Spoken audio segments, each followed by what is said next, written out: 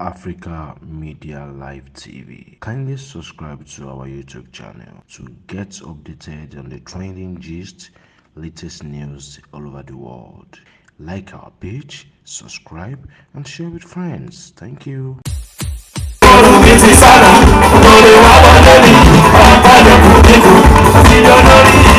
All about it's not about being distinctive, Larry, and when you understand. It's about me being fulfilled in life. Today, but I'm okay. Mama, me mo so do torí mo stop am. Ṣé bá ti jí láàárọ̀ báyìí, màá ṣá jà máa rí pé mo sẹ́ni kan gbò.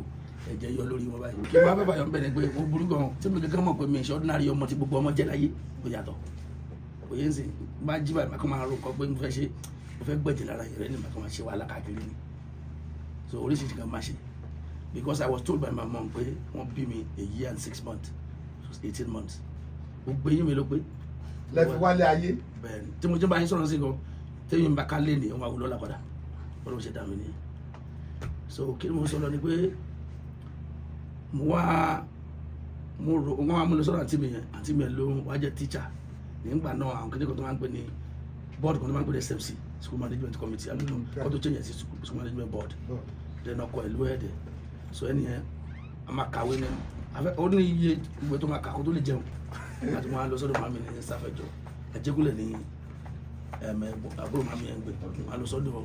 màmí ní sáfẹjọ wọn máa ní ṣe kí ni Bọ́lá fẹ́ pa ọmọ mi o kí ni kan má lọ síbẹ̀ mọ́. So láti bẹ̀rẹ̀ mo ti dolórin through peer group influence wọn á máa súnmọ́ wọn because mo láìké máa bá wọn tí ó bá lò sí mi ṣeré mo máa fẹ́ fíìlì kan tó ń fíìlì yẹn láti kékeré mo ti ń dá humanity lára mi so mo máa tó máa ní ṣé báwo lè ṣe ń jẹun àwọn àti jẹ ọ̀dọ̀ afẹ́ràn jẹun yóò fẹ́ràn jẹun pé olùgbèsè ayé wò lè tẹ́ máa jẹun tẹ́lẹ̀ fẹ́ràn jẹun ṣùgbọ́n nǹkan bẹ́ẹ̀ yẹn máa fẹ́ jẹ́ òkè mi náà jẹ́ òkè mi mo ṣe rí láyé fẹ́ràn jẹun torí pé mi tó máa fẹ́ lóúnjẹ tó máa fẹ́ràn tí máa bẹ̀rẹ̀ kú ni ó dẹ̀ lé mo fẹ́ jó díẹ̀ mo ní wọ́n jẹ́ kíni kankan máa jẹ so máa dé máa gbọ́n ní jẹun tẹ́lẹ̀ fẹ́ràn jẹun máa ní báwọn ṣe jẹ máa bá wọn jẹ àwọn so àkọ́mẹ́ láti bẹ̀ gbogbo kan tó ń ṣe mí náà bá wọn ṣe máa mú mi kúrò mẹ́gbẹ́ ó belong sí mi mo belong sí bẹ́ẹ̀ ni mo fẹ́ wà so láti bẹ̀ ni ọ̀rẹ́ mi kan ló wá ń kọrin gbà náà so bẹ́ẹ̀ mi ṣe gbére fún wọn nígbà voice ti Saheed dájú tẹ́lẹ̀ lọ́nà bó ṣe ní ó wá ń bá wọn jà bó ṣe ní kí wọ́n kọrin ní ẹ̀bá ṣe ti pé ìdígbò mo kọrin wọn ní kó wá gbére wá lóhùn lè gbére so kí n máa kọrin lọ so jẹun náà bí mo wà bí ọmọ ọdún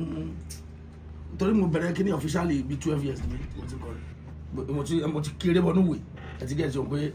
so mi wà more dedicated mi ṣe wà tẹ́lẹ̀ nínú ìwé mọ́ so but tí bá ṣe kìwé mọ́lẹ̀ sí tàbá fẹ́ ṣe exam lọ́dà tí bá kà sí mọ́jọ́ máa pass ẹni tó ti kà ti pẹ́ gan-an pass story so nǹkan yẹn sí níta wọn á padà rí pé màmá mi lòun gbà kẹ́kọ̀ọ́ ní mo ṣàǹfà gidi kọ́ gbogbo àtúnjáde secondary school báyẹn kò ṣiṣẹ́ kò sí kankan lọ pé nǹkan change so máa wò pé ok means of livelihood kan lélẹ̀ jẹ́ ká tẹ́bà tí àwa ṣe àǹkọ́rin díẹ̀díẹ̀ màmá mi support ẹ̀ ó ní wọ́n blame ara pa àwọn ọmọ mi kúrò lọ́dọ̀ àti mi yẹn pé at least ẹni ti lọ àwọn fẹ́ kí jẹ́ medical doctor ọ̀rọ̀ yẹn ló máa ń tẹnu mọ́ tá a bá ti ń sọ̀rọ̀ pé akínníkan tó wọ́n fẹ́ kú wọ́n á gbà tí wọ́n á lọ sáwọn show mi gba mi máa ra àwọn ọmọ kékeré tó yẹ pé àjọ wà ní school tẹ́lẹ̀ tó ti di nǹkan tó ti di medical doctor tó ti gbà gan gbà kí ni mo ṣe lè ṣe náà kọ́pọ̀ pé inú màmá mi ò dùn sí ọkọ̀ padà sílẹ̀ lásù lọ́dún náà mo ti wọ́n á mú mi fún English wọ́n á ṣe registration àwọn level wa bá ọtí mọ ọdún tí mo sọ yẹn náà bẹ́ẹ̀ ibi ló máa dó sí ẹ ti fẹ́ bá kíní jẹ́